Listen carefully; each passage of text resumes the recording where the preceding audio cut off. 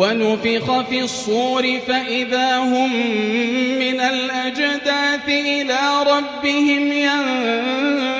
ينسلون قالوا يا ويلنا من بعثنا من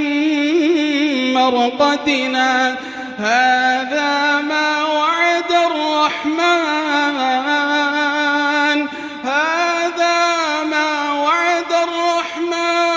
وصدق المرسلون إن